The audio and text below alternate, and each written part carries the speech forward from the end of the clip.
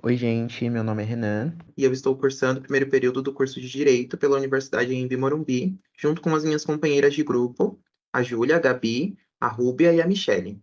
E hoje nós vamos falar um pouco sobre planejamento sucessório. Eu passo a palavra para a Júlia, que vai iniciar o podcast de hoje, tá bom? Júlia? Oi, boa noite, gente. Meu nome é Júlia, eu estou cursando o segundo semestre de Direito pela Universidade Anima e eu vou iniciar falando sobre descendente e ascendente e os seus direitos. Os termos descendente e ascendente no contexto jurídico são empregados para denotar gerações distintas em relação a um indivíduo, muitas vezes em conexão com herança e direito de família. O descendente refere-se ao indivíduo que faz parte de uma linhagem que remonta a uma pessoa específica. Isso abrange os descendentes, no caso filhos, netos, bisnetos e quaisquer gerações subsequentes que vieram depois deles. Em essência, denota a linha de parentesco que segue um indivíduo. Em situações de sucessão, os herdeiros diretos, também conhecidos como descendentes, possuem o direito de herdar de familiares anteriores, incluindo, mas não se limitando aos pais e avós, de acordo com a legislação sucessória em vigor. Já o termo ascendente refere-se a um indivíduo que faz parte de uma linhagem que remonta a uma pessoa específica, mais especificamente através de gerações anteriores. Mais especificamente falando, abrange pais, avós, bisavós e assim por diante. Nas situações em que não existam descendentes diretos ou tenham falecido, os ascendentes podem possuir determinados direitos em matéria de herança. É importante notar que os antepassados que estão mais próximos do falecido têm precedência sobre aqueles que estão mais distantes. Os sistemas jurídicos em todo o mundo concedem frequentemente direitos legais aos descendentes e ascendentes, incluindo, como já foi citado anteriormente, benefícios como heranças, pensões e outros privilégios semelhantes às especificidades desses direitos. No entanto, estão sujeitas às leis e regulamentos de cada país e podem variar muito dependendo da jurisdição e das circunstâncias únicas de cada caso. Agora eu vou citar um pouco dos direitos dos descendentes e ascendentes. Direitos do descendente. 1. Herança. 2. Pensão de sobrevivência. Direitos de propriedade. Direitos de representação. Benefícios de seguro de vida. Direitos legais de tutela e direitos de família.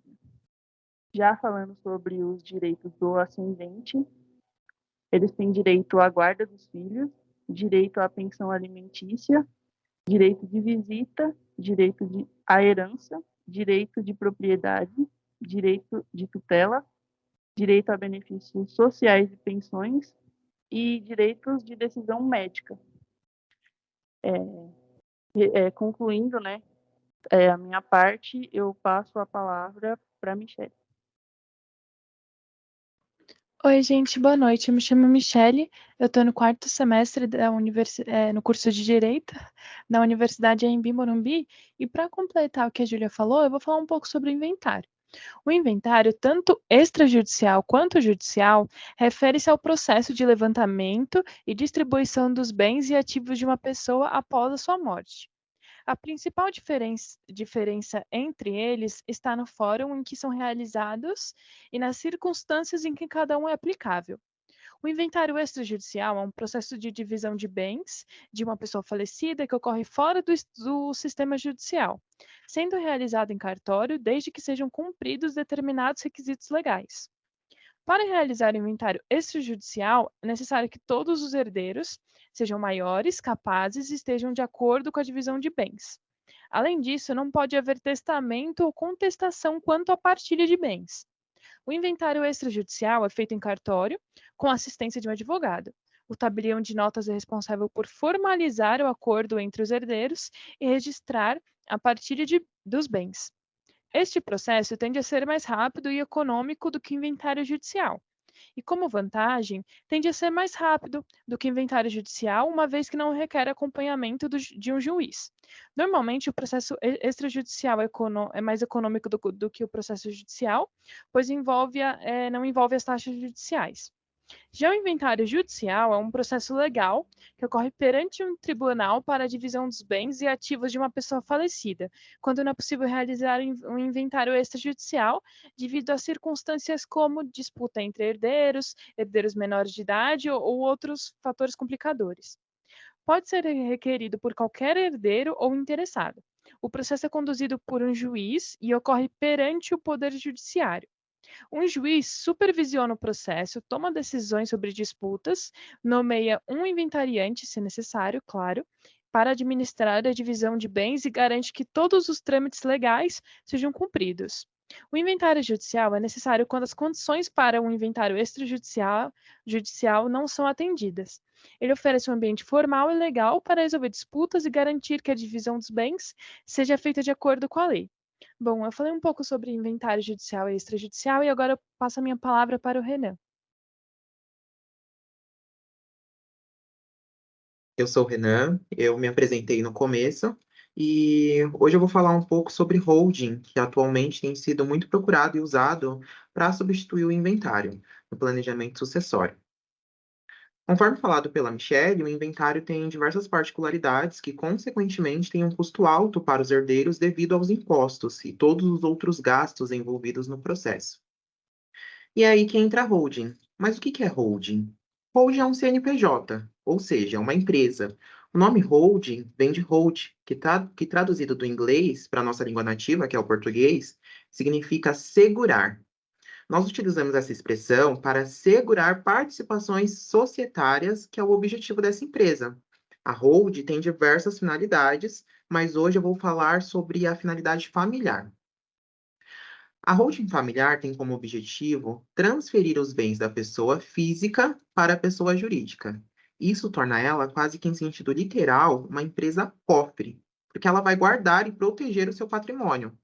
Essa alternativa tem sido muito procurada por conta da sucessão.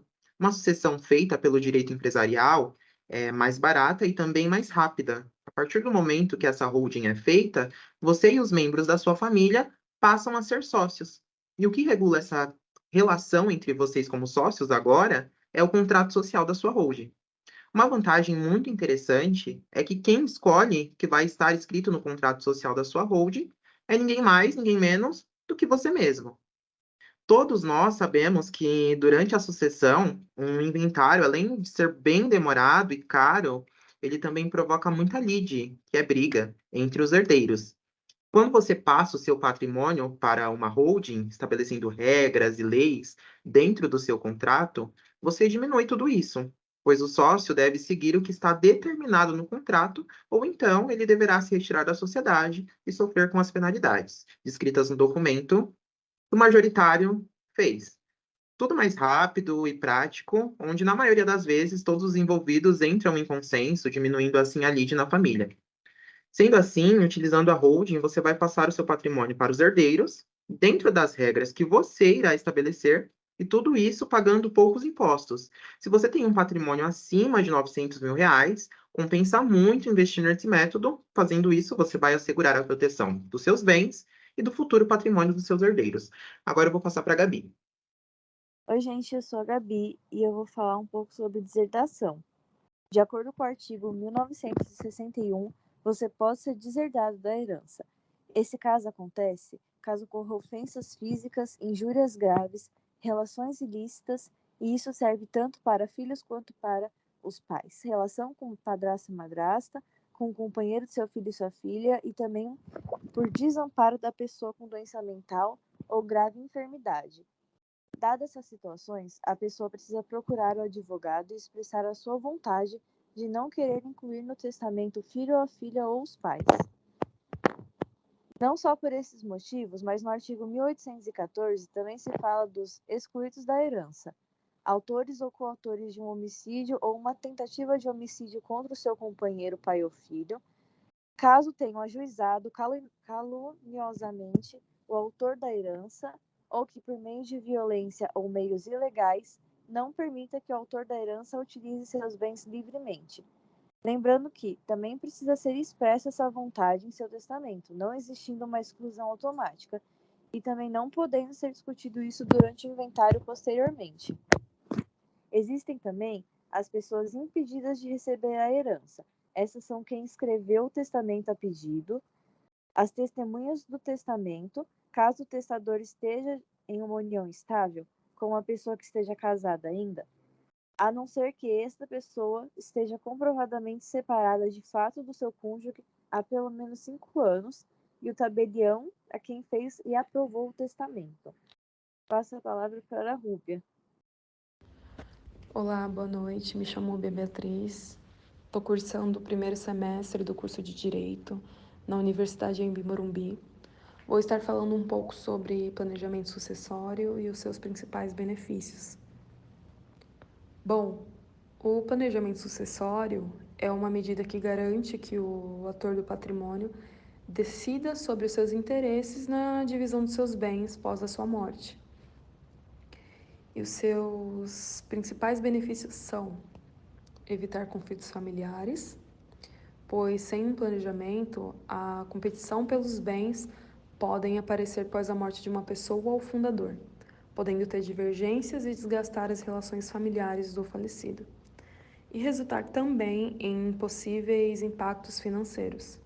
Outro benefício é na preservação dos bens, porque uma estratégia adequada de planejamento sucessório pode ajudar a diminuir o impacto dos impostos sobre o patrimônio, sendo o Brasil o país com a maior carga tributária do mundo, né? E assim garantindo que o patrimônio seja preservado para as próximas gerações. Outro benefício muito importante é a reverência nas vontades do falecido, né? O planejamento sucessório ele permite isso, né? Permite que uma pessoa manifeste os seus desejos sobre o seu patrimônio e decida sobre a destinação dos seus bens e como seus assuntos devem ser julgados depois do seu falecimento. Assim, garantindo o cumprimento de suas vontades após a sua morte.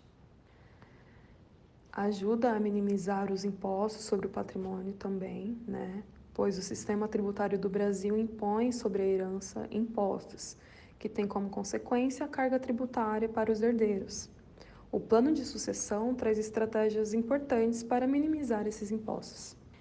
Esses foram um dos principais benefícios que o planejamento sucessório pode proporcionar, mas lembrando também que ele é uma ferramenta muito importante e pode variar significativamente de uma família para outra. Porém, como podemos ver, ele é fundamental para proteger o patrimônio, garantir também a continuidade de uma empresa ou negócio e assegurar que os desejos do falecido sejam atendidos, né? É isso, gente. Isso basicamente é um grande resumo sobre tudo que é o planejamento sucessório, por que que ele é importante, o que engloba o planejamento sucessório, né? Porque não adianta nada a gente saber, planejamento sucessório é eu me planejar para quando acontecer alguma fatalidade. Não, a gente precisa saber o que que tem envolvido, quais são as alternativas, quais são as opções. Isso é um verdadeiro planejamento sucessório. Espero que todos tenham gostado e até a próxima vez.